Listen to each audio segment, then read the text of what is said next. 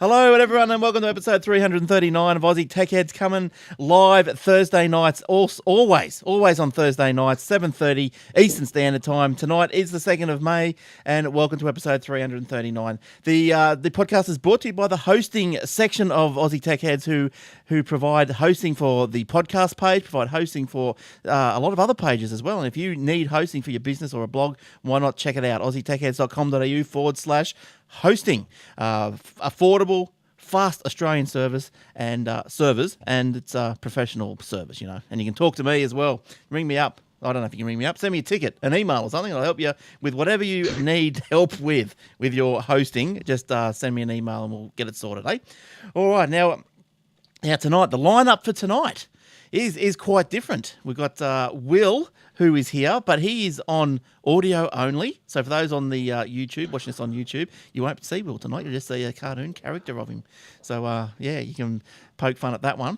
And Shane is in Sydney. He's on a course, so he's staying up well past his bedtime because it's normally it'd be 9:30 if it was 7:30 in Western Australia over here. Can you work that one out? I don't think I can. All right, so he's in Sydney. So hi, Shane, and yes, Will. Let's go to Will first. How you doing, Will? Oh, there's one more person. I forgot the guest. Sorry about that. Let's do the guest first. Will, you just stay there for a minute. You've seen him around on various other places on the internet. He's Tech Talk Radio is to name but one. It is Jason. How you going, Jace? Hi, everybody. How you going? Good to see you. Welcome to Aussie Tech Heads. Thank you. It's great to be here. Try the fish. That's right. The fish is nice, especially with black bean sauce. So tell us, you've joined us, and what brings you? What do you do with yourself through the day? What sort of tech interests do you hold? Mr. Mega Geek. My main job is doing desktop support at the moment. I used to do sysadmin work, but when I moved to up your way for a few years, they didn't have any of that kind of work up there. So they're like, dude, if you can run 30 Sun Solara servers, surely you can fix a desktop computer. Yeah. So I was like, okay, I'll do that. Yep. So I switched over to doing that. Now I've moved back to Sydney. I'm just lead tech doing desktop support. Oh yeah, nice work. And you also dabble into the mobile apps. You've dabbled with those. Yeah, I've done a couple. I did one for Tech Webcast. That's back in the store at the moment. A couple of people buying that. I've done a game with my daughter, which was a lot of fun. One holiday, I thought, it's a bit boring just her watching cartoons all the time. Let's do something together. So we came up with an idea of a game with a fairy and a dragon, and the fairy has to fight off the dragon. So it's called Fairy Defense. It's in the iOS store. And she drew the fairy and did the sound effects. I did the dragon and did the sound effects for him, and we got some nice music and stuff. So that was a lot of fun to do together. Right, and last weekend, I just completed a 48-hour programming competition. Wow. What did you do with that? Called the Ludum Dare 48-hour challenge. And everybody votes on a theme over the weeks leading up to it. And the theme that really knocked everyone for six, because everyone's like, who the hell voted for this, was minimalism. And they're like, how do you make a game to do with the term minimalism? So mostly people just did a very basic type game, tried not to put too much complexity into it. So I did a sort of Space Invader type shoot 'em up thing with spaceships coming down from the top of the screen using a programming SDK that I've just started getting into called Gitarus Mobile. Ooh, wow. And there's tutorials on my website now at bluebilby.com to show you how to program using Gitarus. It's all free if you want it. You can release games free. So I made a little game called Grumpy Cat, featuring Grumpy Cat. And, yes, you did. And it's got too many damn dogs in it. The derpy dog. Yeah. Yeah, nice. Well, so speaking... That was just... Sorry, I was going to say, well, I've got a story about minimalistic things later on, so that will tie right in. You might find that interesting, talking about minimalising things and whatever. And we'll come back and we'll chat to Jay throughout the episode. But over in the wings, you just heard Will as well. How you doing, Will? Yeah, well, as good as can be expected for a Thursday night. So no video cameras tonight. You're just audio. They're not going to work. No, cameras refuse to work. 3 cameras won't work. Firewire camera won't work. Can't get my IP camera working. So yeah, I got my microphone working. So Are I you, figured, well, what a perfect opportunity for me to do a dual stream. So now we've got the mobile stream up and running. are you just like Get a your Android And phone going and stream from your Android phone. Well, that's right, and thanks, Will, for mentioning that because yes, well, hopefully every week, if Will's computer holds up, we are now. You can get us live on the mobile iOS especially, and on the live stream app. Now, the live stream app is in the Android store. Will you can get live stream for Android? yeah, you can. There are a couple ways to do it. For some reason, there's something a little bit funky in the Chrome browser at the moment where it won't redirect correctly and it won't take you to the page. But if you use the built-in internet browser Android. that comes with the phone on Android, or if you use the live stream app, yeah, it works quite fine. All right. So what has to happen actually, and is why for some reason, if we just each week when I streamed, it just was only appearing on the desktop, but it wasn't going to the mobile devices. I'm not sure why. Maybe bandwidth issues Well, it or worked on something. Android. Well, yes, It was did. working on the Android. It just wouldn't work on iOS. So what happened is the live stream, who we go through, livestream.com, they apparently what we've got to do is we've got to stream two streams, one for the desktop and one for mobile devices. And now that Will's streaming two streams, the iOS and the iOS devices especially, live stream app, and you can get us live Thursday nights. Now, speaking of everything else, whatever else we do, we've got the paper, aussietechheads.com.au/paper. Stories from around the Twitterverse or whoever get compiled into a nice little newspaper style format that comes out twice a day, in the morning and in the afternoon. There's also the radio, so check out the radio, 24/7 Tech Radio, Aussie Tech Radio. You can also get instructions from the aussietechheads.com.au/radio. I haven't pimped out the oztechradio.com yet, so just hang on there. But go to And hopefully, if everything works according to plan, that will be live as well. When we switch to the videos live, it will switch to the live audio. That's right. As well, if everything works the way it's supposed to, but you know what technology is like. That's right. Now with the Shoutcast, it's most new shows. New shows come out on the Thursday. So after the podcast, that's when the new shows are uploaded each week. Of all the shows that we've got on there, we've got quite a few now. I don't know if I can remember them all. There's the Tech Webcast. We've got the Geeksphere.tv. We've got Boys of Tech. There's us. There's Ozdroid. And I think there's one or two other ones there. So they just go around 24/7. Just go round and round and round. You get them on your iPhone. Tune in, to a pre-recorded playlist if you will, and just download a Shoutcast player for your iDevice or your Android device. All right, so that'll do enough with that for now. We better get started, eh?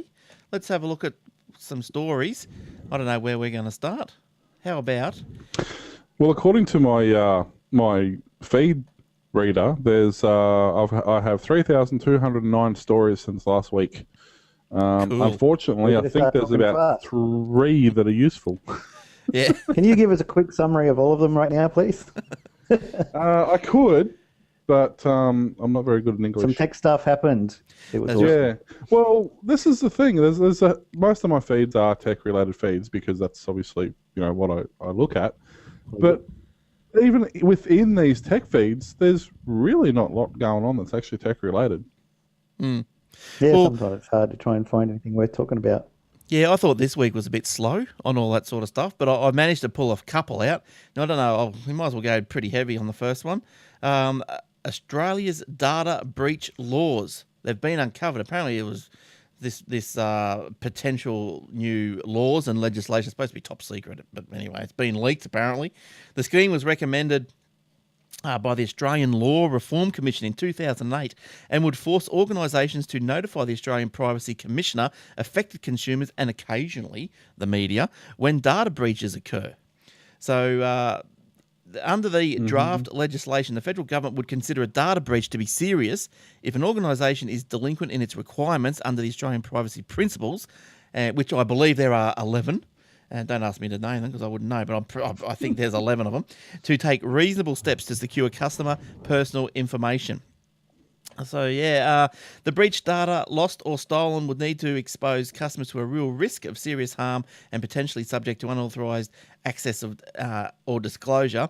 Now, the fines for these offences, if you get sprung, or if you get found doing them, or inadvertently getting leaking all this privacy data, repeat and serious offenders face financial penalties of up to $340,000 for individuals or $1.7 million for organisations. Small-scale offenders could be taken to court and fined up to $34,000 for individuals and $170,000 for organisations.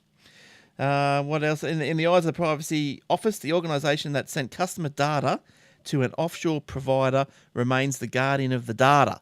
If the Privacy Commissioner... So what that is saying is just because, say, you might have your database hosted with, I don't know, Google don't do databases, but say they did. So they say you had a database with Google. Well, I suppose your email contacts, okay? So there's one. So you've got your email contacts with Google. Google leak them, or that they've been compromised. So Google's a third party, but you're the owner of that data. If Google leaked them, you're still in the hole. You're still gone. You're wrong. Yeah. So, well, that brings into something else that I was had in my list, is that Living Social got hacked. Right. And they had 50 million customer records stolen, including names, email addresses, date of birth for some users, and the encrypted passwords. They said none of the banking and credit card details were taken, but the password, which was encrypted, was taken. But if people run that through a hacking algorithm, maybe they can get to it, depending on how secure it is. So they would be definitely in trouble there and at fault. So hopefully it'll encourage companies to get a bit more serious about security rather than just going, yeah, it's all right, and if something happens, it's only a name and an address. Who cares? Yeah. Yeah, and I think that's part of it too, is that people, generally your passwords are encrypted, but a lot of people don't realise that the actual database isn't much more than a glorified Excel spreadsheet. A lot of the time, there's no encryption going on in the database end of it. It's a lot of the attacks that happen are that, whether it's a lot of the banks, a lot of the back, especially early on in the days of dial-up, I remember a lot of the internet ISPs got hacked, and their user databases got taken because they're basically just storing them in an access document so that it could automatically read it and log it on, Yeah. And so obviously, because a lot of people these days will keep the same pass. So you're logging into that, what was it, Live Social. So you're logging into there, but you'll use your same, you've got your same email, obviously, so no matter where you go. So that's say a unique identifier. And also they'll use the same password. So on the email, on the Live Social, on everything, because you can't fit all these passwords into your brain. Yeah, Twitter account, Google account, Amazon account, Facebook account. There's just too many passwords for most people. I've got different ones for every site. But I work in the IT industry, so I've got 50 passwords at the company that I have to memorize and change every month as well. So it's not too bad for me. But the average Joe is going to do password 1, 2, 3, 4 on most sites, and then it doesn't matter. Living Social got hacked, but they didn't get my Twitter. But then they use the same password on the Twitter anyway. And if you get a powerful enough bunch of computers running through password cracker, you might eventually get through some of them, depending on how well they're encrypted. Yeah, especially if they're normal, like dictionary words, which you should never use. But a lot of the thing too is I actually do it. I have normal username passwords I use for a lot of stuff, but on throwaway sites, or I'm only going to go to once in a blue moon, or I just want to go and check it out, I actually have a just a spam email account. Yeah, I actually have a throwaway email account then I use throwaway passwords within that account. So I've got a Hotmail account for that. That is what I actually for everyone. I've got a Hotmail account for that, and I've got a Yahoo account for that. Yeah, right. I ended up having my MSN when people started getting MSN and wanted to add me on there. Like, what's your MSN address? It's the same as your Hotmail. I'm like, oh, that dummy one. Here you go, W. It's like, it's not your name. I'm like, no, it was a made-up name. It's not real. But, but as now everybody knows me as that nickname just for MSN because it was the only one that I had registered. Yeah, because I think as we've spoken about a long time ago and before, is that your email password is the one that has to be the most secure, and because for the sole reason that, so if someone grabs your Live Social password. So then they say, okay, well, maybe this is his email password. So then they might go to, they figure out or hit a few banks or whatever, they go to NAB, oh, I forgot password. So then the NAB will send you an email, and then they can get into your email with the resend password link and then get into your bank. So yeah, a lot of them now are using mobile phones. So even Google now is asking you for your phone number. So if you even if you do your password change, they still send a text message to your phone. So they're coming at it from more angles now, which I think is what's got to happen. Yeah, I think with that's good. When I've got using anything with PayPal, I've got a little card you can buy from them, and it's got a secure ID that you change. It's like $12 for the card.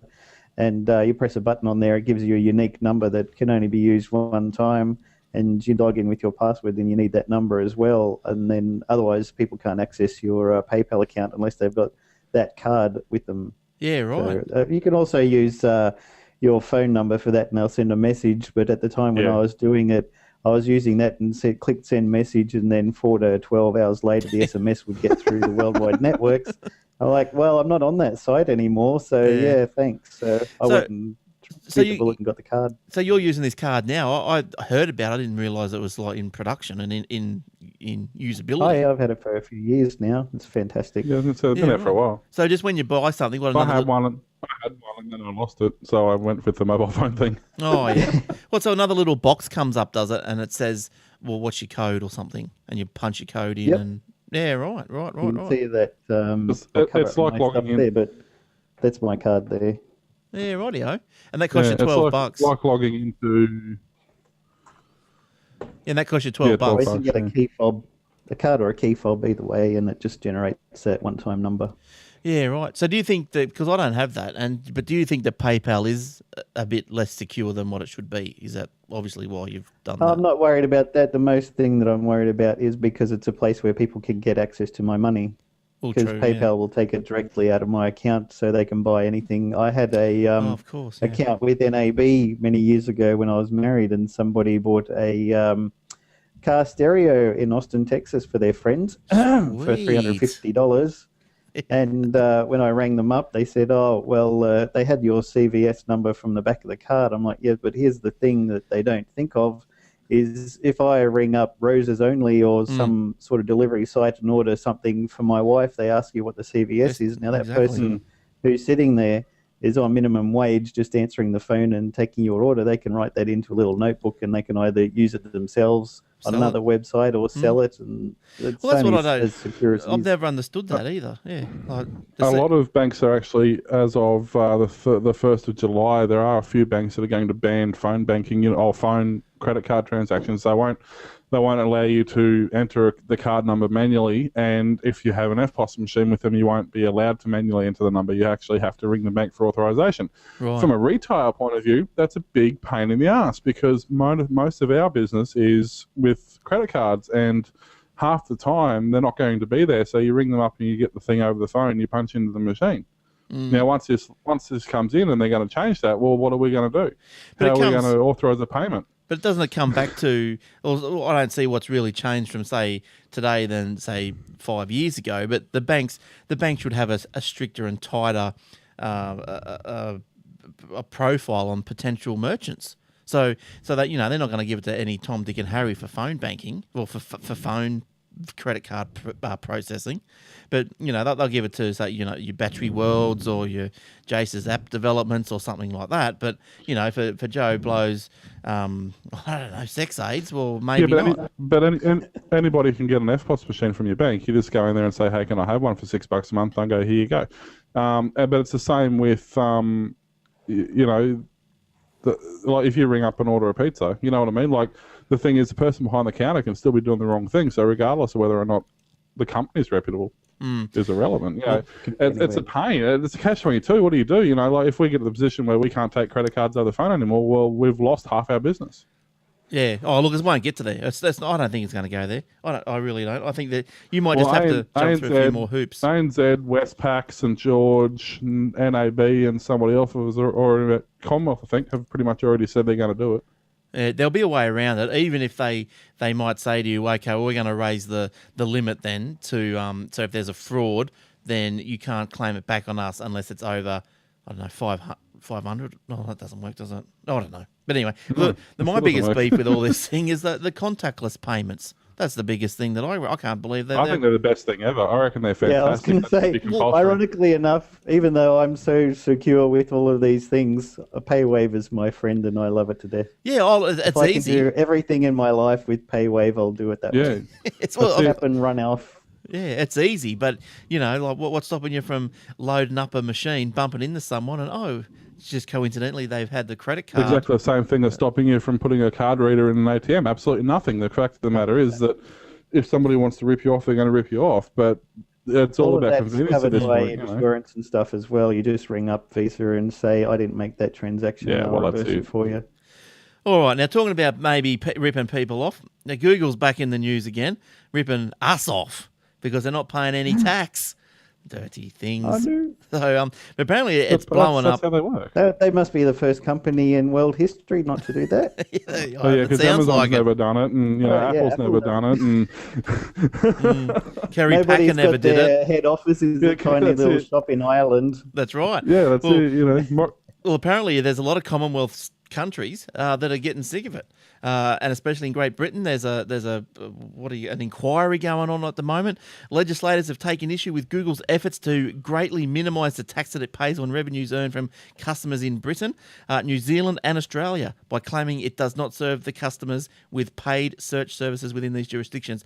We've talked about this before, but just to quickly give you a couple of stats here. Latest financial statements show that it tabled a profit of $22.4 million for Australian operations in the year 2012. As a result, paid $6.1 million. So that's Sorry? yeah. Hang on. Why are they Haven't signaling finished. out Google? No, well, no, we're not. We're not. so that If I could sounds. afford a lawyer, I'd minimise my tax as well. Oh, of Yeah, course. exactly. So that sounds 6.1 against 22.4 million. That sounds maybe okay. But however, these accounts don't include 1 to 1.5 billion in search advertising revenue routed to Google's Irish subsidy that in turn pays royalties to the Dutch company. The money then goes to Bermuda, which has no corporate tax income or income Just left tax. in the triangle. That's right. It gets sucked out. The practice is legal and saved Google Where'd $2 it go? I don't billion. know, you know, that Bermuda Triangle, everything disappears there. It could be anywhere. It disappeared with Wonder Woman. And Can't text me now. that's right. That's right. So in UK, yeah, it's all UK, a bit of a UK thing, but it's also, we're getting the dirts with it as well. New Zealand, it says here, New Zealand, despite having 2.2 million users in New Zealand, Facebook paid 14,000 New Zealand dollars in tax for that same year and 5,000, what does it say? 5,000 for that same year, 5,000 New Zealand. Facebook paid $14,497 in tax for that same year and 5,000. Oh, that doesn't make sense. I don't know what that's trying to say. It looks like no, I don't know. Who cares? But anyway, New Zealand's got the shits with it as well. And the opposition Labor Party slandered is barely believable. So unlike Australia and the UK, however, the Kiwis appear to have thrown in the towel. So they've thrown their arms up and go, oh, well, Inland Revenue Department report cited by Fairfax says the tax office is powerless to crack down on the multinationals' tax avoidance, even if it means allowing such practices put domestic companies at a severe disadvantage. Well, that's no good. Surely they could legislate something. How dare an international company come to our country and make money here? I mean, the height of some people, seriously. Yes, but they've still got to pay tax. No, they're not based here, though. Yeah, there's arguments both ways, but I think as it goes, like I know Google pays the GST. I was surprised, well, maybe not surprised, but I bought a few things from the Play Store, and you see the little GST pop up, and I thought, oh yeah, well that's good. At least they're doing the GST. But it's Yeah, they do that. The search is the biggest thing. But But they do the same on AdSense when they pay you your payout for your ads on your YouTube and your websites and stuff. They pay the GST in that as well. Oh, right, okay. But I just think that, if they're making billions of dollars, like if we're spending the billions of dollars, well, then I suppose, I don't know. There should be a fairer way. There should be some way of capturing. Do you want to spend $10,000, in AdSense payments to bring traffic to your website, to bring traffic to your business? That's going to increase the turnover of your business, and your business can then pay more tax to the country. Or if you don't have that income coming in the first place, you're going to be paying less tax, so the country's going to be making less money. So, I don't look. I don't know. I don't think anybody should pay tax, but other than that, I don't see a problem with it. They're not based here. They're not using our resources. They're paying for what they are being, using, and we're paying them to use the service. So, I don't know. I think what the deal is apparently going around in England is that they're saying that they don't have any. They're not selling the ads physically in the country, but then That's right. They've got no control over it. But then, as the inquiry goes on, everyone's saying, well, what about these people that sit in your office in London? Not on 12 of them. What are they doing? And they're sort of helping with the selling of ads, and it's getting really complicated. But they do have a sales team for corporate sales. Yeah, I'm sure if it's a corporate sale through a corporation, through a British company, they would have to pay taxes for that. But they're operating only part of their enterprise in the country. That's where, right. and that's but it's the same as Amazon, same as Apple, same as Microsoft, same as I know most of these multinational companies. The reason they're such big and the reason they make so many profits is because they don't pay taxes. I mean, when Google goes and finds a new place for its new data centers, it goes to some small town in the middle of nowhere and says, "Hey, we want to spend a few $1 billion here. Do you mind if we don't pay taxes for 15 years?" And the little town goes, "Yeah, no worries. By all means." Oh yeah, all right.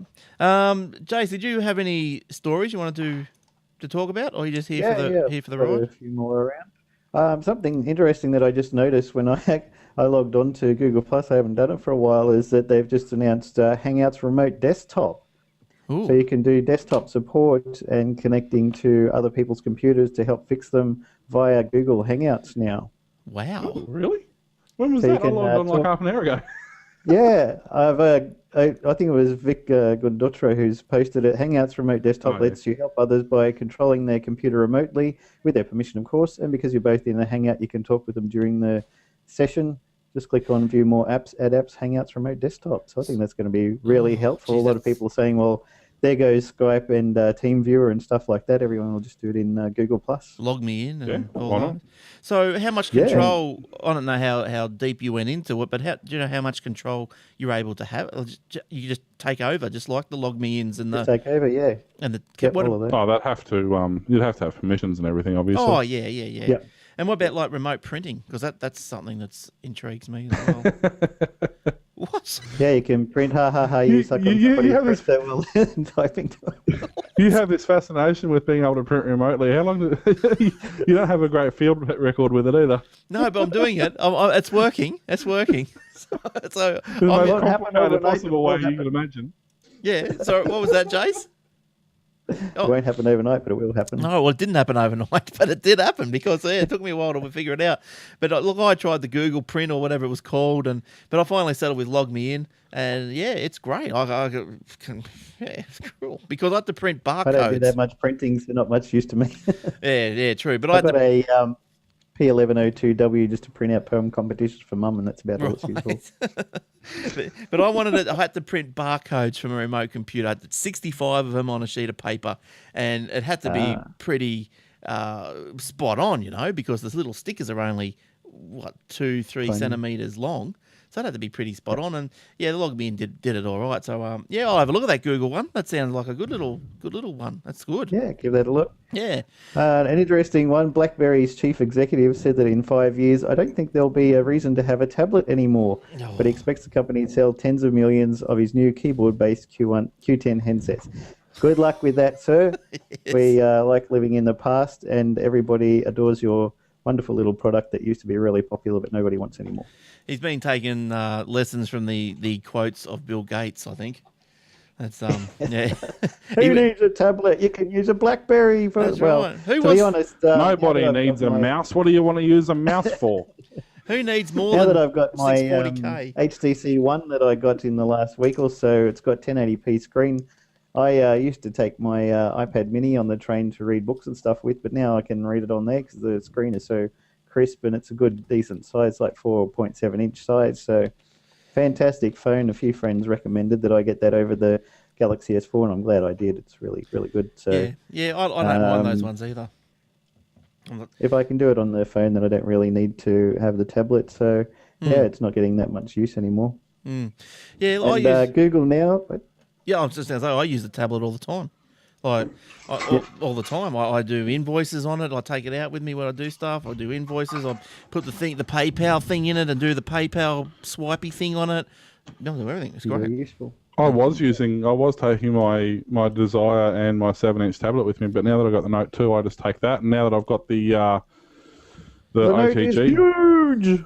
now that I've got the OTG stuff, the on-the-go stuff, I can hook up keyboards and mice and card readers and everything to my phone. So I'm set. Got a portable computer. That's right. That's right. Yeah. Now, Will, what have you got anything for us this week, or just One thing that's incredibly nerdy, but it was just fantastic, and I couldn't not put it up, was IBM they've used what do they use, carbon monoxide molecules on and they've literally made a 1-minute movie in stop animation, they used to make the Wallace and Gromit movies and stuff like that. And they literally took the carbon monoxide molecules and they arranged them. It's like what's it called? Boy and his atom. And now this was actually it's basically this was actually my minimalistic story I had for you, Jace.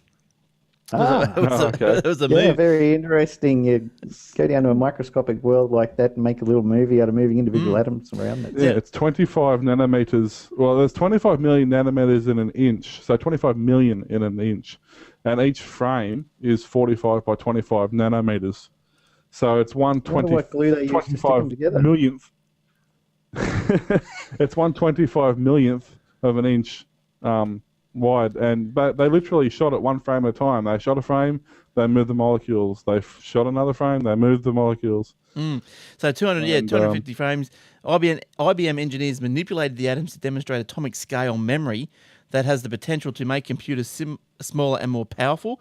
Now, as Will said, a boy and his atom depicts a character named Adam who befriends a single atom and goes on a playful journey that includes dancing, playing catch, and bouncing on a trampoline, set to a musical track. IBM said the movie represents a unique way to convey science outside the research community, and apparently it's a Guinness World Record as well.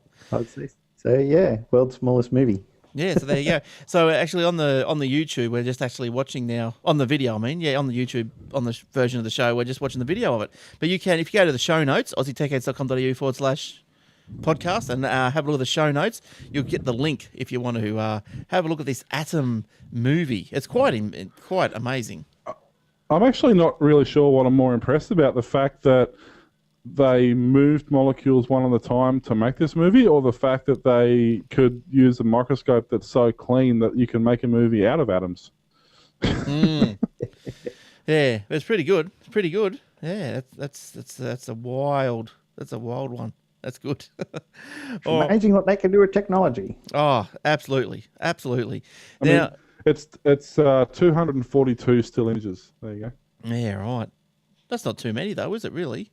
When you think about it. Not really. I mean, 242, let's assume it takes them an hour to move an atom correctly, to move it around. I mean, unless somebody sneezes. But that's only, if you've got 20 techs working on it, which they probably do, it's only, it's only 10 hours work, really. So you can do it in a couple of days. Oh yeah, and apparently, as the story went on, it was something like, just to give you a bit of an idea of how it can help with computers. There's something like a million atoms is needed for you to be able to store 1 bit of information.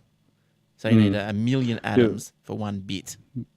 Yeah, they're working on organic data storage. Yeah, but the microscope magnifies 100 million times, and it operates at 450 degrees below 0 Fahrenheit, which is 268 degrees below 0 Celsius. Well, that's a bit cold. It is. That would be the only. I would say it's that cold because to stop the movement, because atoms naturally want to vibrate, so that's how they stop. That's how they freeze it to stop it vibrating. That's pretty cold. That'd be what, liquid helium? Something like that. It's just bloody cold. I don't know how cold. Science, how does it work? Oh, who knows?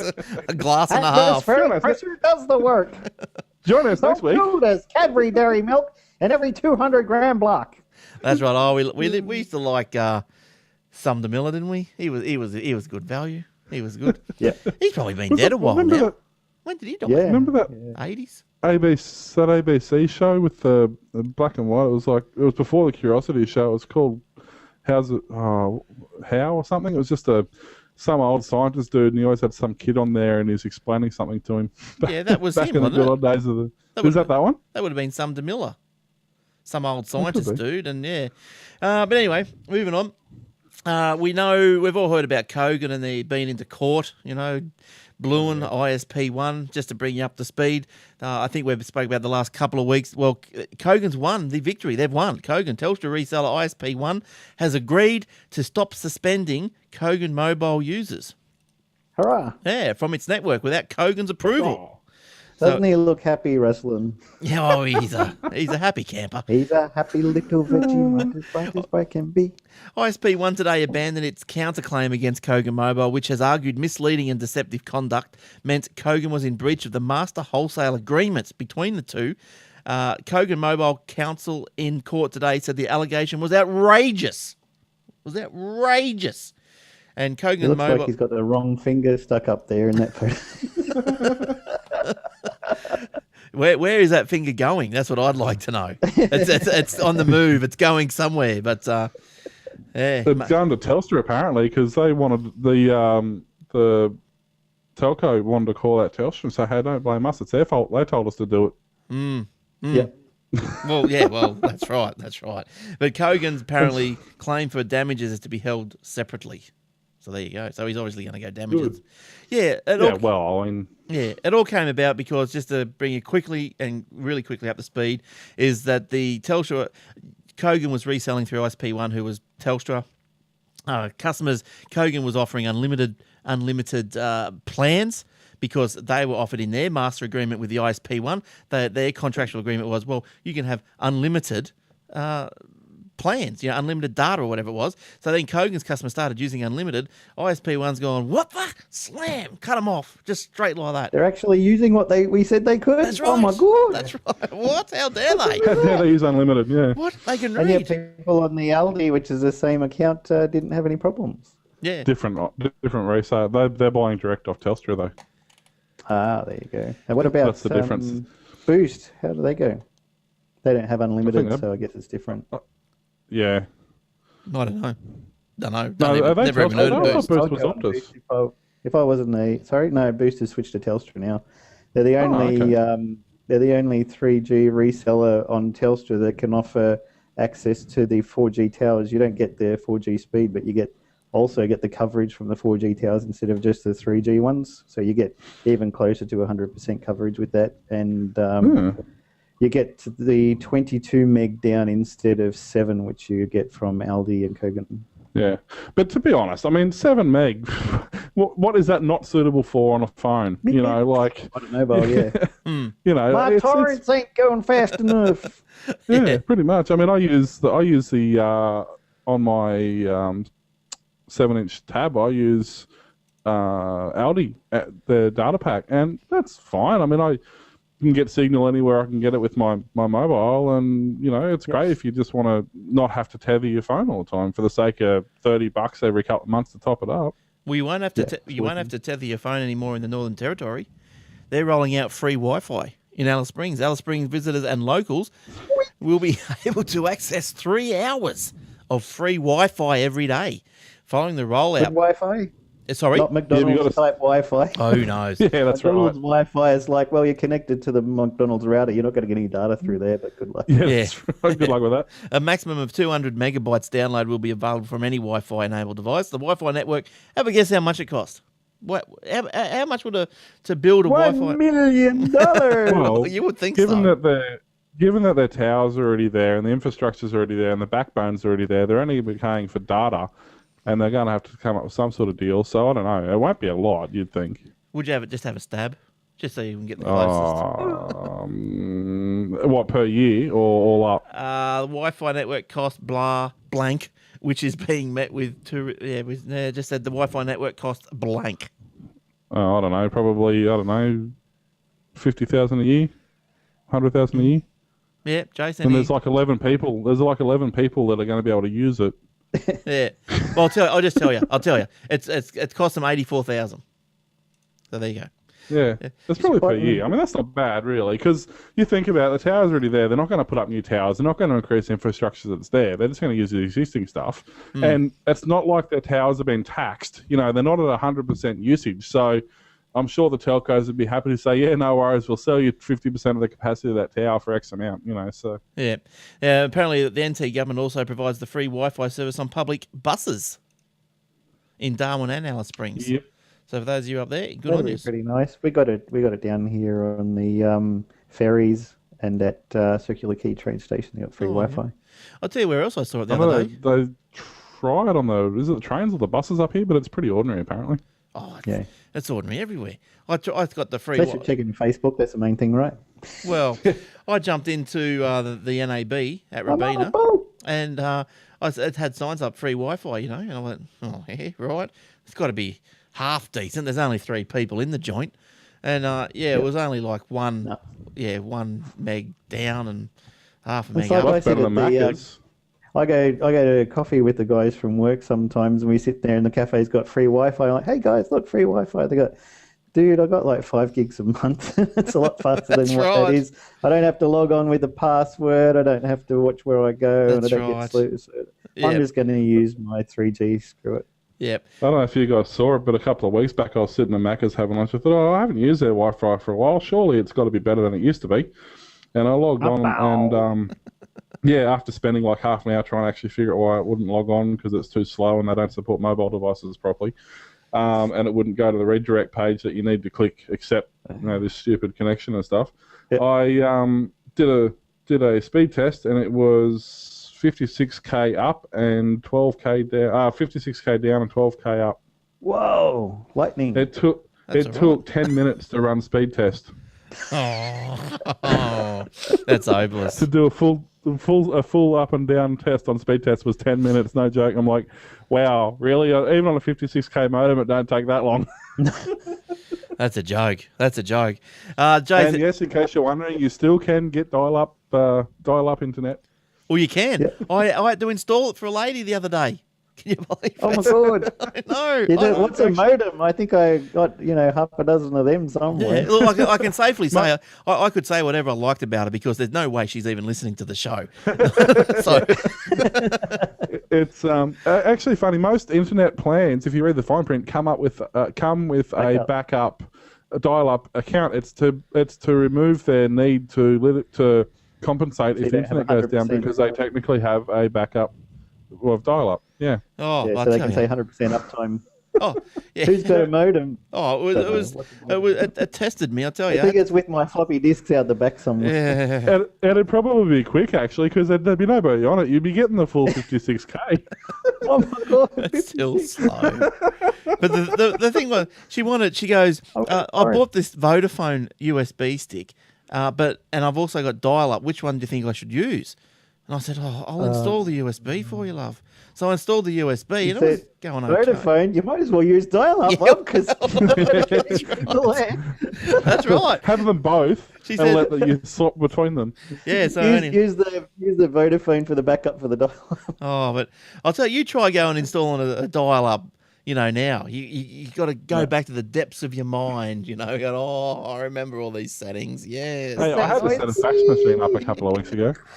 She said she liked that noise. She goes, I like that noise. It's soothing. Especially at 2 o'clock in the morning when your email server goes off and it can't reconnect. It's the ISP's down and it sits there redialing for 20 minutes. Yeah.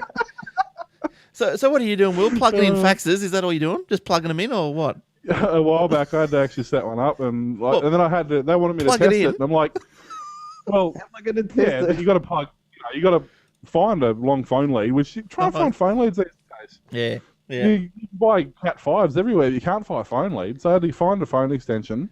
Yeah. Then I had to hook the thing up, and then I had to find another phone extension to hook the phone back to the cordless that was the other end of the house. Yeah. And then they wanted me to test it, and I'm like, I don't know anybody with a fax machine, so I can test it. I'll tell you, you can fax. What do you go and get? Faxed. Ring up Centrelink and ask them that you got to submit your form remotely, and they'll send you a fax number, and you can do it. Send a fax to them. That's right. That's right. All for the sake of they had to fax literally like 2 documents. They had to fax off for I can't remember what it was for their bank or something. They had to fax 2 documents off. And I said, well, why don't you just use email to fax? I said, they emailed you the PDF and you had to sign it, which is why you had to fax it back. I said, why don't you use email to PDF? So email to fax, so you can print it out, sign it, scan it back in, and email it to their fax machine. Yeah. It's too fax machines. Well, I've got one, but it's built into my printer. It's all mangled. All in one, yeah. Yeah. No, this was the old Canon. The early Canons with the thermal paper that tied itself in knots as it printed out. Oh. You mean like they use it at all those shops now so that your receipt will fade before your warranty does? Yeah, so they stick I want to your claim for this. receipt. Here's this blank piece of paper you gave me a year ago. This verifies that I was here, doesn't it? That's right. It does. What? No, sorry. They can't read anything on there, so you're a bit screwed. Bye. Yeah, no. Yeah, those old ones. Let me put this receipt on the dashboard of your car. It'll be fine, man. But those old ones were only 96 board, weren't they? Those real old ones. I don't think they were that. Oh yeah, maybe they. I don't even know if they were that. The 14. Yeah, I think they went to Some of the 14.4. later ones were 14.4, Yeah. but they couldn't get clean. You could turn a lot of them up, but the more you turn them up, the worse the quality. You had them on a slower speed to get a better quality. Mm. Which, well, not even that. I think this thing was 72 DPI. I think. Crazy. My old way back when. My old That's right. Star 5-pin Pepperidge dot Farm, matrix printer remember had a better quality than that. The old tractor feed Star printer. Oh, remember those? It had better quality than that fax machine, I think. It probably did. Now, I've got one here. Skype has morphed into Outlook.com. There you go. It's on the webs. It is. And now, I don't know, it just seems to me that this Skype, they're really plugging it, and it's going to go everywhere, and it's probably going to break somewhere along the line. But Microsoft Another reason to not use it anymore. has unveiled the lot. Well, work Google half the Hangout is getting really good, isn't it? And especially if you're with this remote control business, like, geez. Microsoft has unveiled the long-expected capability for Skype to run in a browser by building it into the Outlook.com email service. The company announced a preview version of Skype for Outlook.com yesterday for UK users only, with the United States and Germany coming up over the next few months. It did not say when Skype for Outlook would be available for the rest of the world, and it goes on to say, thankfully, it does go on to say both video and audio calls are supported. So thank goodness for that. Otherwise, Yeah, because it'd be a real pain having a video without an audio. yeah, or just get thrown back to audio only. Oh, I'm glad they mentioned Today on Mime Weekly. it. Yeah, I'm glad they mentioned it. Now, did you ever? I mean, you listen to podcasts even with Leo, who's got the mega bucks and very fast internet with multiple redundancies, and even they're cracking up all the time and disconnecting Skype and coming back and Skype, and they've got the actual they've actually got those dedicated Skype boxes, and then they don't help. Yeah, they used to have. It was much better when it was decentralized, but now they put in all these super nodes with Microsoft, and it's just ruined everything. That's what happens. Gets too complicated. Jason, did you have anything else on your plate? Sure, yeah. Google Now has come out for the iPhone this week, which is quite a bit ironic because one of the reasons why I got my Android was this Google Now stuff's never going to come to the iPhone, so I'll go on to Android, and then it did. But it's going to be so gimped because Apple won't let you run the widgets and all these really cool features and stuff. So and they'll probably do what they did with Hangout for a while, and they'll nerf it for a while. Then go, oh no, we didn't. We're just reviewing it. You can have it back soon. Yeah. Now, you'll have to explain to dumbheads like me what is Google Now. Google Now, it's the future. It's you've got Siri on the iPhone, and you ask it stuff and it tells you. Well, Google Now sort of tells you before you want to know it, so it's pretty cool. It knows where you are. I tell it where I live and where I work, and so it tells me the weather in both those places. And if I'm in the office, and it gets to like 4 p.m, it says, just in case you wanted to know, it's going to take you 48 minutes to get home if you drive because there's traffic on the M4 that's a bit blocked up, so that's going to slow you down. I didn't ask it to tell me that just comes with it. Yeah, right. And if you do a search, if you're logged into Google on your web browser, like I use it on Chrome, all the time. I do a search for, like last weekend, I went to get a new mower, so I did a search for the local Bunnings, came up with the address, I clicked on directions, I was like, okay, that's not too far away, I'll just use a navigation program to get there. So I emailed myself the address, turned on my phone, and I didn't have to do that because Google now says, oh, we noticed that you searched for this address, click here if you want to navigate to it. Wow. Yeah. That's awesome. That's awesome. And that does the same with phone numbers and stuff. You can click on the phone number and dial it, and Oh, well, and all that sort of stuff. Plus, it's got all the Siri things. You can ask it questions and tell it to send a text and all that stuff as well. But yeah, all of this, it's got your Google on the desktop and on. The reason I came across this, I was listening to a podcast a couple of weeks ago, and this guy was like, "Oh, I got a taxi to the airport." And this is in the US, where of course you get a lot more features with Google now, but they'll bring them to other places as well eventually. And I got to the airport in the taxi. I was like, oh, I can't remember which airline I'd booked on. So I turned on my phone to look it up in the email, and Google now said, hi, click here if you want to read your passport. We saw that was in your email, so you might be interested in that since we know you're at the airport. And also, here's the weather in Phoenix where you're going. Oh, that's So like, brilliant. I'm going blows to you look at away that. It thinks this far ahead for you. So if you've got Jelly Jelly really Bean good. Android, So go just grab it. That was the biggest thing I noticed when I went to my new phone from my old Desire was that as soon as I loaded up, within 2 days of me having my phone, it tells me all sorts of stuff. And because I'm on the road so much and there's a lot of places I go to regularly, if I'm heading in that general direction, it will tell me, oh, if you're going here, or if you're going here, this road's better, or take this way, or... Yeah. Right. So just tell me, like when you mentioned that it would tell you that the traffic was busy or the road was busy that you were taking. Now that obviously is not all over the joint. It can't tell you that all over the joint. But is that like just for Sydney? Wherever there's live traffic. Well, how do you gets know where live that traffic is? reports through Google Maps. Oh, Yeah, wherever Google Maps Live supports traffic it. reports. Same as the FM you would get from your GPS, picks up live traffic. I always like that feature on my Garmin Nuvi because there was one time when I was heading home to the mid-north coast just before Christmas. It was like Christmas Eve or something, or the Friday a couple of days before it. And friends of mine going, oh, you don't want to leave, 8 o'clock that night. You're never going to get through the traffic. The F3 is going to be completely blocked. So I just typed in where I want to go on the Nuvi, and it rerouted me around all the traffic. And I went a few back streets, but I never stopped moving because it was saying, well, this way is blocked, that way is blocked, and the traffic's not moving at all. So it just took me around. I went through a couple of traffic lights where I had to stop briefly, but I got onto the F3 and I was zooming off faster than everyone else who was stuck there. So this would be the same kind of traffic reports they would. It is. It's the same traffic reports, and it integrates very well with obviously Google Maps, and it also tells you other things like it not only tells you how bad the traffic is, but it also tells you how long it's going to take you with each different way you choose, and then you can choose which way you want to go. And what do you have this? I'm just interested in this traffic thing. So do you have that, Will, up there in Ippy? Yeah.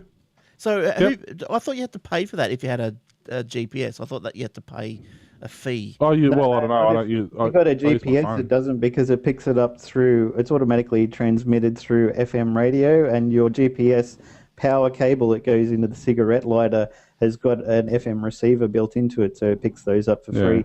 There are some things like if I got the TomTom app for the phone, if I wanted to get traffic reports, I would have to subscribe because it has to come down through 3G, so they have to pay for data traffic and that sort of thing. But if you've just got like a Garmin or a TomTom, well, I've noticed with the Google Maps all the Samsungs actually come with Samsung Maps, which is absolutely fantastic. They've done a really good job on that. But it's free as well. It's just part of the app, and Google Maps, it's free. Like if you use Google Navigation, it's as good as anything now, turn by turn, with the live traffic and live updates, the live speed zone changes, the tells you where the radars are. It's absolutely fantastic. You can just use that. I mean, it does use some data, but because it's only loading up vector maps, it's not loading up, it's not a huge amount of data. It doesn't use a lot. I probably only use, I'm on the road all the time, and I use my other GPS a lot, but I do use this sometimes, and I probably only use a couple hundred meg a month. If you're picking it up through the FM, like who's paying for it? Who's paying the dude to type all this stuff in? It's the same as the radio stations use. That's how they pick up all their data. But who's it's the same channel? Are you saying who's putting in the traffic reports? Yeah. There's got to be somebody who's getting Queensland Department of Transport, probably. Yeah, Department of Transports. But not just for the fun of it. They'd have to be getting paid. No, it's the same frequency that the traffic chopper uses, that the radio stations use, the TV uses. But it's just the one thing that they all use. It's just one. They just One made it line available to general public now as well via these things. Yeah, but and it's the same one that gets put up online. It's the same version of it. It's just a different. I can get that, but like say with the Channel 9, right? They do the weather at 6:30 on their news broadcast. Well, they probably pay the Bureau of Meteorology whatever so many thousands of dollars a year for them to be able to access that information. Well, no, it's all publicly available information. Yeah, so you're saying the government pays for it? Yeah. Yeah, okay, cool. Whoever runs BOM or whoever runs... Well, we pay for it because we pay for our licensing and registration, so we're paying for it. We see, I think it was last week, there was a story about BOM being they're going to start putting ads on the site, and apparently it's... Yeah, that's fine. Oh yeah, as long as it doesn't cause... The biggest problem is BOM now, and I think I know what they're doing, because if there's a major weather event, BOM goes down every time. Yeah. Putting ads on will increase revenue, yes, but it also increases traffic data, and that's what they're having an issue with now. So as long as it doesn't interfere with their site any worse than it already is, and it goes towards upgrading the site, I don't have a problem with that. I'm all for it.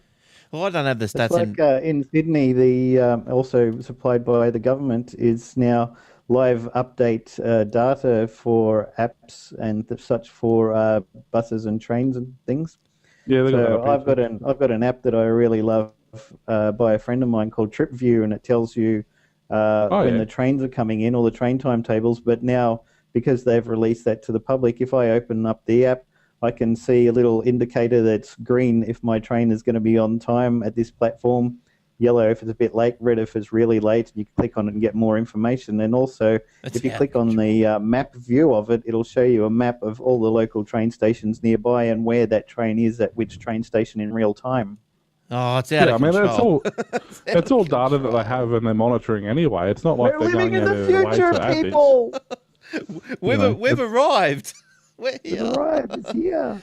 But just going back, there's another really cool little app that I just started playing around with. That, if you like social kind of aspects, called Waze.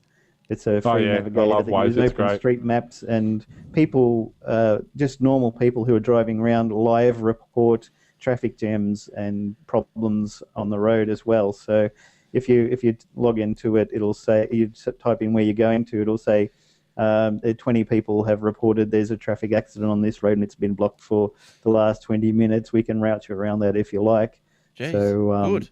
That one's really and it does. You get all fun things like you can level up and you get more features, and you can put on what kind of mood you're in, and find where your friends are and how much they're travelling around and where they are and all this sort of stuff. So. Geez, my show notebook has never been so full. I've been writing Keep typing. I've been writing all these down. Okay, we'll all shut up now. No. Yeah, well, it's nearly full, so I can't take any more. I can't take them. I got one for you. This one for you.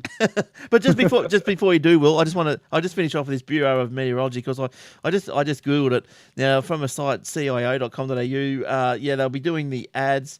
Blah blah blah. Because I just wanted to tell you how popular this site is. Does everyone know when we're talking about BOM? It's the Bureau of Meteorology, and it's bom.gov.au, something like that. Yeah. The Bureau of Meteorology website is one of the most popular in Australia, with 64 million unique visitors annually, and 32.6. It's 64 million unique visitors. Yeah, annually, and 32.65 billion hits annually. So get those ones in there. Wouldn't surprise me. I mean, a lot of the apps, like I use a weather app on my phone, and it hits the BOM site, quite regularly. Every half an hour, it does a hit to the BOM site to update my weather. So, you look at that. If everybody's got a smartphone, then they're checking on their computers at home and at work, and then the radio stations and the TV stations go and jump on it to have a look, and then so it doesn't surprise me, and that's part of the reason I think they have so much trouble trying to keep the site up sometimes. Yeah, probably. Now, sorry, Will, I cut you off. You were about to. No, that's all right. I was just rambling, but I was going to say I've got a story that Jason will like. Now, I've got a cover for my phone that's got a built-in 5,000 milliamp battery pack. Now, Mophie has been Mophie. making Apple battery-powered cases for quite a few years now, and they're a good way to extend the battery life of your iPhones because, well, frankly, it sucks. But now they've just released a 2300 milliamp, which is actually quite small, but I guess it's pretty thin It's about for the same as HTC built-in One. and- Yeah.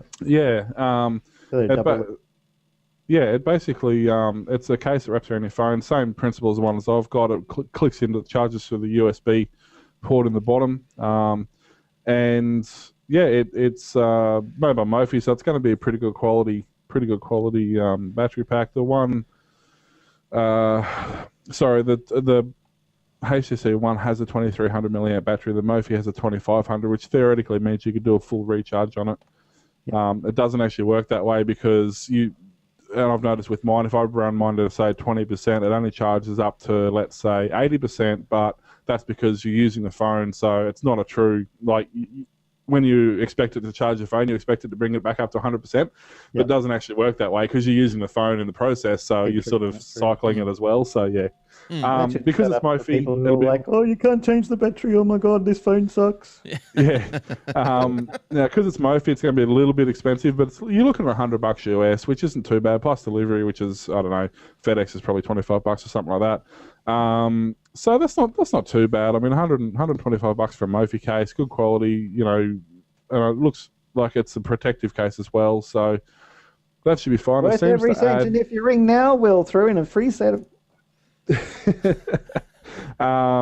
It doesn't really add much to the phone because the battery's in the base of it between the where the USB plugs in and the socket in the back is the bulk of it there. So it is 153 long, 73 wide, and 17 mil thick. So it's only, what's the HTC One itself is 10 mil thick. So it adds 7 mil to the thickness, and it adds 5 mil to the height, and 5 mil to the width, and 10 mil to the height, 15 mil to the height. So that'd be worth it. Yeah. So yeah, as I said, I've got a eBay version of the Mophie, and even that is spectacular. It makes your life so much easier. But I mean, the battery in this thing's huge anyway. I don't really flatten it, but it's great because it means if you know that you're going to be out all day, say you're working all day, then you're going to go to a seminar or something of a night. You know, you haven't got to try and find an hour to plug your phone in to the, you know, go and spend an hour standing around the bathroom with the only PowerPoint being occupied by 14 people. You know. Now, so yeah. How tough do you think iPads are? iPads are that tough? Any tougher and they'd rust. That's exactly right. Well, they blend too. They They do. Well, blend. they're not that tough. Now, this dude, Neville Toms, was driving a dual cab ute through the Victorian Islands main street on Monday morning when he swerved to avoid a garbage truck. The truck clipped the left Photo. Have you got the photo of it? of the iPad. Yeah. Oh, there was a couple Where of it photos of landed. the accident, but anyway, this is how the iPad ended up. But what happened was the truck clipped the left-hand side of the vehicle, which was then flipped and skidded onto the driver's side for an estimated 70 or 80 metres. So old mate, he's in the car. Let me get back to here. So he's in the car. He's in the car heading down. He gets clipped on his side like this. So what happened? He had his window down, or it smashed or something. So he's on the side like this on the road, but underneath his shoulder, sliding along the road, the iPad was lodged. So the iPad just slid along the road. Okay, and he's saying if that iPad hadn't been there, his shoulder would have been rather gravel rashed. Saved his life. Well, that's only because it's made of aluminium. I mean, you know, it's not necessarily, and it's in a case. It hardly. It looks like Apple it's in products an save your case or life. Get something. one now. Yeah, it was encased in a strong plastic red cover. The iPad itself it still worked. So good on you. Yeah, you look at that photo. I thought you it's were hardly talking about scratched it. another one that I saw during the week was a photo of this guy had been following a car and something flew out the window of it, hit the front of his truck, so he pulled over to have a look, and stuck in the grill was an iPad. Somebody had accidentally flicked it out the window. Maybe one of the kids Yeah, threw it out. He pulls out, here's a free iPad stuck in the sweet. grill. Did Yeah, he keep it? Did he go chasing I it guess down? probably. I don't think he said. Yes. All right. Jace, did you have any more? I think we're probably one more from everyone. How's that? If you got one more. Sure, that sounds good. Let's see. QuickFlix offers 3 basic services: mailing out DVDs, Blu-rays in the post, and streaming payment rentals, and all-you-can-eat unlimited streaming subscription. But now, previously you paid $14.99 a month for QuickTime Watch Now and extra discs or streaming rentals. But now QuickFlix offers unlimited disc rentals with $14.99 unlimited streaming service. Nah. So that would be interesting if you're into that kind of thing. I haven't found anything worthwhile signing up for QuickFlix for. And the prices are getting... I was seeing an interesting article that one of the journalists wrote today about they reckon that Netflix should be here within a couple of years, but the problem is in Australia, so many places have got their content locked down that Netflix is going to be virtually useless. Well, I think I subscribed to QuickFlix. They had some free thing going on, so I thought I'll subscribe free for 30 days. I think it was because I had a Virgin credit card or something. I don't know what it was. Just anyway, try it out. Yeah, so I thought I'd try it out. And you know what? I didn't get one thing. And the reason I didn't get one thing, there was nothing there I wanted. It was the rubbish catalogue. And I rang him up and I said, I think I was looking for Taken 2 at the time. That gives you an idea of when I was doing it. And I said, well, it's on your website. I can get it into a disc, but I can't. I want to stream it. I want to download it. No, you can't. They're different catalogs. Can't do it. Can't be done. And that's the stupid part about it. Yeah, I know. Same as my TiVo's Casper online streaming stuff. There's really old stuff there and nothing you want to watch anyway. Yeah, like it's rubbish. It's just rubbish. TiVo's nearly dead in Australia anyway, so I hardly turn mine on anymore. Yeah, well, I think I never sort of really took to it because I think it was you couldn't fast forward either, could you? There was some restrictions. You don't have the ad skip that they have in the US, no. Yeah, Australia won't let you do that. You must watch all of our ads. You can fast forward through it, but you can't ad skip. So. Yeah, so the same as the Foxtel and so forth. But Foxtel's wrapping up a lot of shows now. They're scuffing all the popular ones from the BBC and Game of Thrones and all that, and they're going to have exclusive on that for like 6 months, so nobody's going to be able to fast track any of those shows to Australia either. Yeah, I heard about that. So that was all like a lot of the... So they're going to say premiere them first in Australia, say, before like the ABC can get their tentacles onto them. That's how that's working. You know, you see every now and then, even when they had... Master Chef and things like this. Fast track from the US only 3 hours after it was broadcast there, and you go, yay, that's fantastic, and it's going to stop people from pirating, and now you can shut up about BitTorrent and stuff. Yeah. And then they're like, oh no, Foxtel's going to take them all for the first 6 months now, so they won't be able to have it 3 months after. So everybody back to BitTorrent. Let's go! And not only that, they edit it so heavily to fit all their ads in that it's not the same show anyway. Yeah, you miss half of it. Yeah, so look, Foxtel, to me, it doesn't do it for me. I think if it wasn't for the footy, I wouldn't have it. I just would not have it. Yep. Just would not have it. So, but now you got the NRL app. But it's just a shame you can't say AirPlay it to your TV or something. Geez, they're lucky because that's what you can with the V8 Supercars app. Apparently, the new V8 Supercars one, you can it'll let you AirPlay, and if you've got a Samsung, it'll let you flick it across onto your TVs and stuff like that. Yeah, and right. Because if you're with Telstra, because Telstra sponsors them, you don't pay for the 4G to use it through Telstra, so you can stream it. I think it's I think we worked out, I can't remember what it was, $8 a race or something, and you get that starts like Thursday and goes through to like the Tuesday, and it's all live and no ads and yeah. Yeah, right. Wow. all HD stuff. Yeah, nice. And Will, did you have another story to finish up on? I do. As we know, well, some of us know, I don't know if we all know, but it's the 20th anniversary of the World Wide Web, right. As we know it. And basically what they've done to celebrate this is they've dragged out the first ever web page that was created for CERN. Yeah. Of course, CERN created it. You know, why wouldn't they, being the research lab that they are, the cyberspace and what do they call them? The European Organisation for Nuclear Research is called CERN because that makes sense. But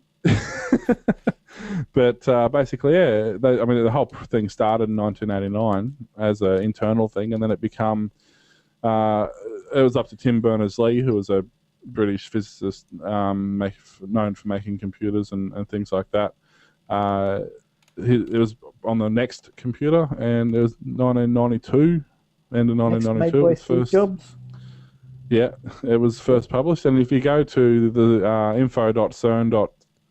What is it? info.cern.ch. You can follow the links through there, and it'll bring up the first World Wide Web webpage, which basically says the World Wide Web, or W3, is a wide area hypermedia information retrieval initiative aimed at giving universal access to large universes of documents. So it's good to see that nothing's got any clearer over the last 20 years. I'll show you. And see what happened to it now. This is very. It's more porn. This is very rudimentary of us here at this technological Aussie Tech Heads live stream. But anyway, this is the first webpage sliding across. It's on my face. And funnily enough, that's exactly how they did it 20 years ago. Yes. So there you go. Some guy slid a monitor in front of a camera. Yeah. So yeah, it's literally. Hi, everyone. All right. So there you go. There you go. Good stuff. Now, my last story is quite an interesting one. Now remember we were talking just recently about the Alexander Graham Bell, weren't we? The inventor of the phone. Yep. I don't know why. Last week. Yep. Yeah, I don't know what we were talking I about. think Will was contesting that as inventor, wasn't he? Yes, it could have Well, been. he's credited. He's credited with inventing it, but he wasn't actually the inventor. Yes. Well, anyway, apparently, this wax disc recording has been retrieved, and you can hear. And they've played it. They've made it. They've made a machine that will play it. Now, the recording is among the earliest held by the Smithsonian Institution, which runs the National Museum of American History. Now, Bell's voice was recorded on this disc on 15th of April, 1885. Well, that's right. It was one of Shane's This Week in Text, wasn't it? Yep. Yeah, back in the early days. So, yeah, 15th of April, 1885, on his at his Volta laboratory in Washington. As well as saying his name, he also recites a series of numbers and lines from several Shakespeare plays.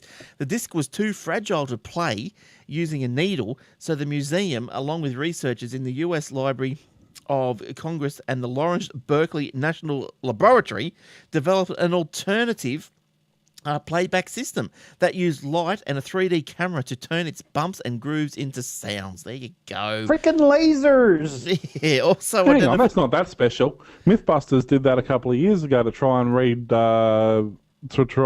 grooves in a pottery. Yeah, right. In pottery. So it's not that special. What did it sound like? Dirt? Pottery. Also identified was the voice of Alexander Melvin Bell, the inventor's father, in a recording from 1881. Now, what else can I tell you? He was saying, "You can't turn that music down." You can't handle it.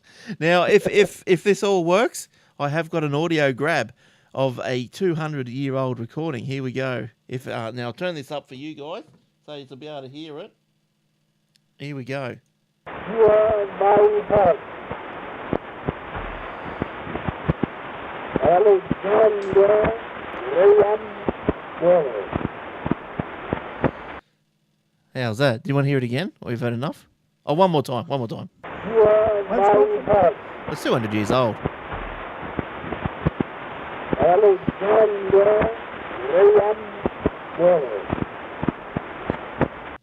So there you go. And it's still easier to understand than our Prime Minister. I wouldn't sound that good when I was 200 years old, I'll tell you. No, that's right. That's right. All right. Well, I think that's just brought us to the end of the show. We've survived. Will's no picture, no camera, so his internet has No stayed great together. loss. No, it's all stayed together. Cartoon Will. That's right. And so thanks, Jace. Thanks for coming on. And, No worries. and spending an hour with us. And we might see you again, hopefully So- soon. Just quickly to top that off, 1834, Masuki, I think his name is, basically invented the telephone in 1834. So there you go. Yeah, okay. There you go. All right.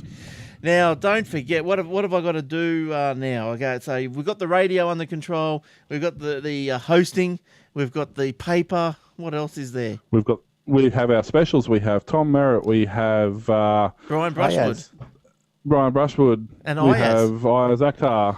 And you can get all that. If you want to see those interviews, you can go to the AussieTechHeads.com.au /specials. web page, and you'll be able to play all those ones. And they go for about an hour. Look, they're the full interviews. They're great. They're very interesting. It's always interesting to hear.